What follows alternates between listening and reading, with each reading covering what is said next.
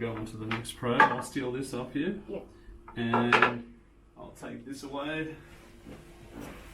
And then just turn over face down for me.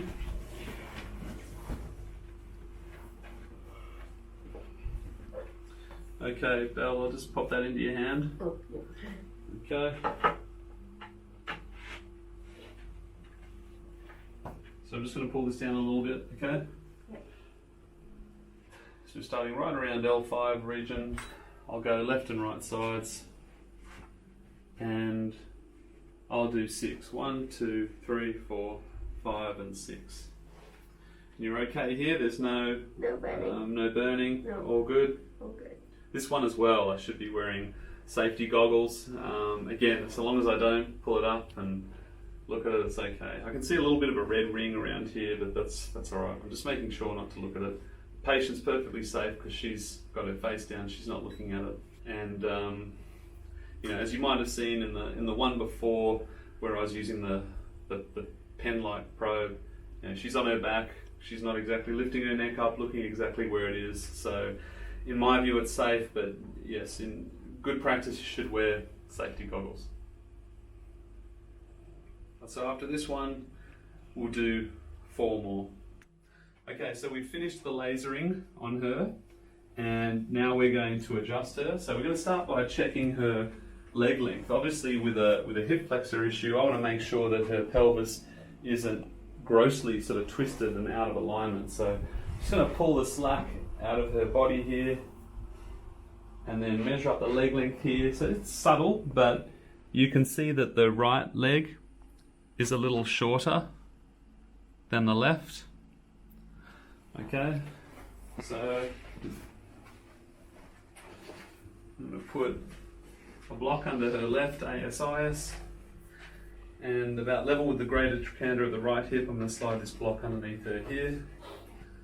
And then if we have a look at her leg length now, you can see that the right one is noticeably longer,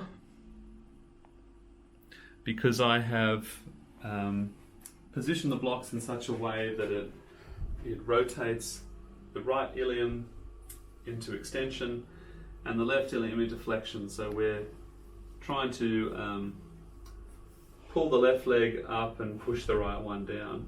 And as I've said in times before, the body is like a piece of clay, and you can mold it into positions that you want to. You can just as easily mold it out of position. And this is why I tell patients, you know, if you have twisted your pelvis, let's say from, you know, being a soccer player and always kicking with your right leg, you can see how I'm getting flexion through the right ilium and extension through the left ilium. You will end up just twisting your pelvis one way the whole time, and eventually your body will say, look, mate, if you're going to keep on doing this, I'm just going to stay like that. But that then is what leads to muscular imbalances, as well as range of motion imbalances, and that leads to injury.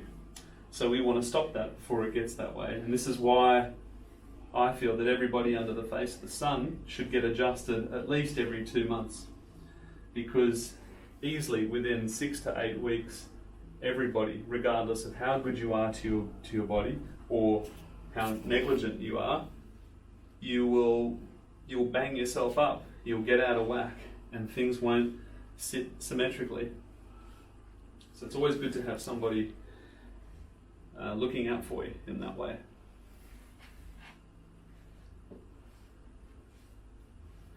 So as Bella lies on top of these blocks, the force of gravity together with me pushing down on her is assisting the blocks in their objective, which is to mold it back to a more even position.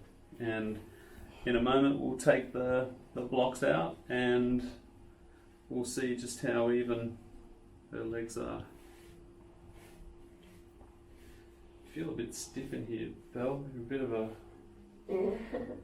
a rock. But as I said, Belle's, would we call you a professional dancer? Can we say that yet? Or you're a bit too modest. Professional in training, in the making. Whatever you. Okay, well I'm going to say she's a professional. I reckon I haven't seen you dance, Bella, but I got a feeling it's pretty breathtaking. So dancing's got to be up there with one of the most intense sports, I'm sure. I mean, dancing is an art, isn't it? Yeah. Probably more so than a sport, but it's a very athletic art. Yeah. And it's fair to say that you really do use your body, don't you, when learning to dance? Yeah. Okay, you alright with this stretch here? Yeah.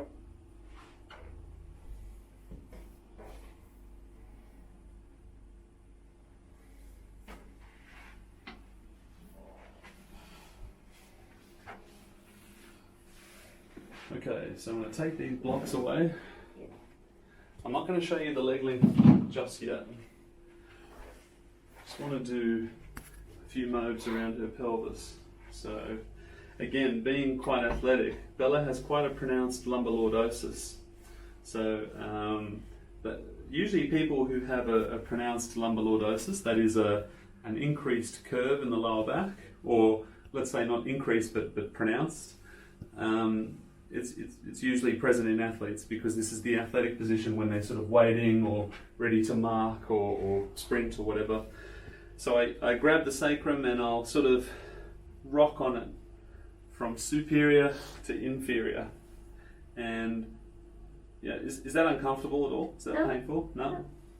So I always check in with the patient, make sure it's not painful, but also what I'm hoping for is right around L4-5, L5-S1 segments, we get like a mild sensation of relief or a stretch.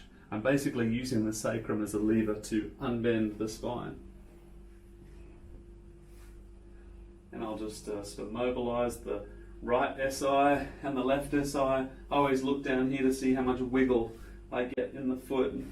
If I get nothing, I know that it's stuck. But just doing all this sort of massage, having her on the blocks, it really helps free up these joints. Sometimes, and it's easy on Belle, I'll grab the sacrum here because it's like a shelf, and I'll just push like this. How does that feel to you? Does it feel kind of nice? Yeah. I'm pushing her pelvis away from her spine, decompressing it. And then I'll get a little bit more specific into the L5-S1 facets with my thumb. I'll reinforce it, and again, push down here, trying to loosen that. That might be a bit sore, Belle. Yeah, a bit sore, but yeah. Hopefully what we're going for is a sweet pain here. It's sore, but people kind of like it. And then I'll usually compare it to the left side. Do you notice any difference between the left and the right? One is a bit more sore than the other. Which is more sore? The left. And which was your injured one? My left. Yeah. So that kind of checks out. Okay, now I haven't adjusted her yet, unless you count the blocks as an adjustment, but if we come and have a look at her leg length now, again, just pulling out the slack. Okay, that to me looks pretty bang on. Okay?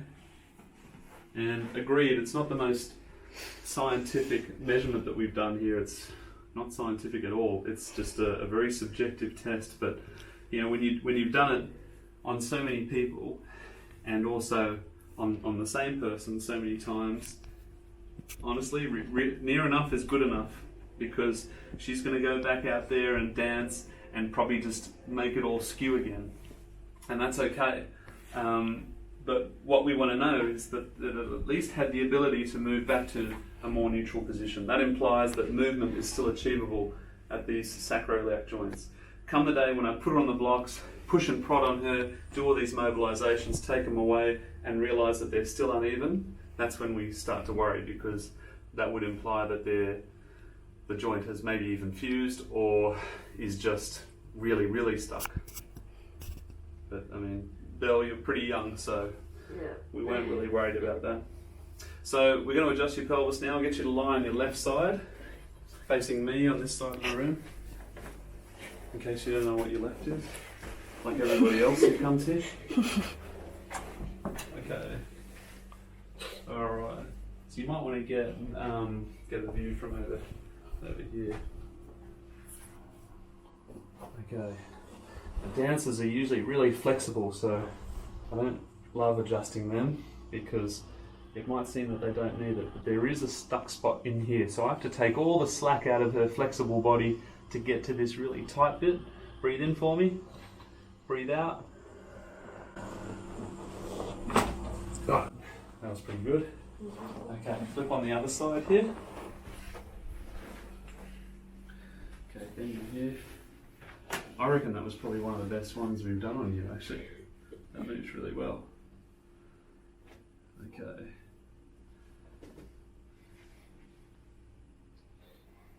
Okay, you right there, Val? Yeah. Breathe in, breathe out. Oh, that was easy. Okay, line your back there.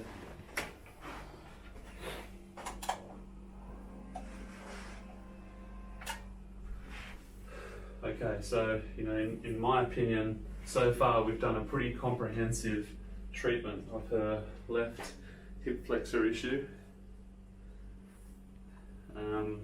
From earlier in the session, you might have noticed in her thoracic region she was restricted when turning to the right, I think it was. Yeah. Okay, breathe in for me, breathe out, nice and floppy. Gotcha.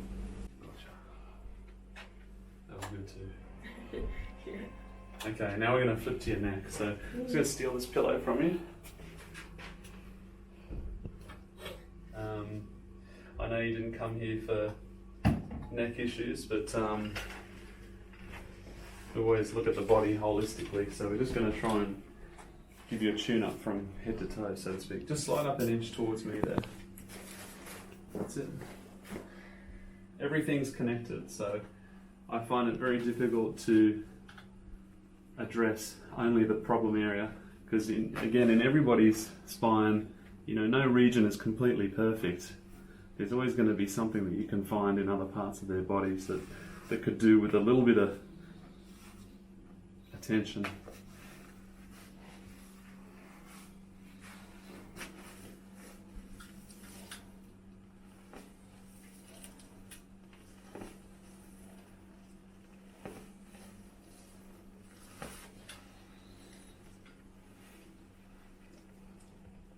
You okay there, Del? Fine. Yeah.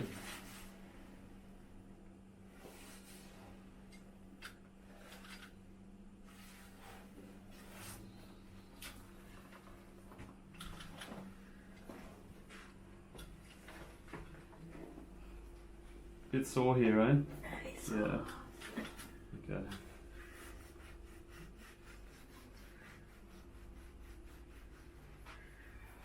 All right. Okay, just keep your eyes open for me. I'm going to place your head back into the left here. Pick a spot on the ceiling, focus on it. Is there any nausea, dizziness, blurry vision, double vision, or black spots? No. You're just going to hang out here for a little bit. Yeah. It's not the most comfortable position, this. Yeah. But you're doing okay here? Yeah. Okay. And how about in this position? Any nausea, dizziness, blurry vision, double vision, or black spots? A little tiny bit of black spots, but it's quite good. They're not the black spots on the ceiling, are they? No. Do you feel sick at all? No. Okay. Black spots, you just mean those sort of oily sort of spots that you see when you've looked at the sun for too long? Yeah. Sort of thing? Okay. Alright, I don't think there's anything too much to worry about there. I'm going to adjust you in through here, probably feels a bit sensitive, Yeah. and one through there. Okay, so I'll place your head like this, I'll go like so really quickly, and you'll feel a click or a pop. Okay? It won't hurt, sometimes it gives people a fright because the bones being so close to your ears, it makes a really big noise. Okay, and sometimes people get a fright, so I just like to tell people beforehand. Okay. You okay with that? Yeah. Okay, we'll just do a little one, alright? Yeah. Nice and floppy. You okay through here? Yeah. There we go. How was that? Ooh. Enjoyable? Yeah. Confronting for some. Okay, can you handle one more? Which way? On this side, into that way? Okay. Alright, again, just a little one. Are you okay through here? Yeah. There we go. That's it. Excellent. Okay, so let's get you sitting now, facing to your right. Okay, giving yourself a hug for me. Can you slide back on the bench towards me a bit? Yeah. Thanks. Okay, drop your chin to your chest. Okay, you okay through here? Yeah. Breathe in for me. Breathe out. Nice and floppy there. Got it. Oh, that was stuck, wasn't it? Yeah, it was stuck. Okay, one more. Hands on top of your head.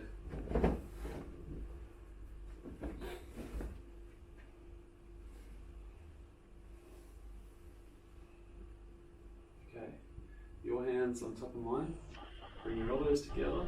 Breathe in for me. Breathe out. Okay, nice and floppy. You just look up a bit. Okay, roll your shoulders back a few times.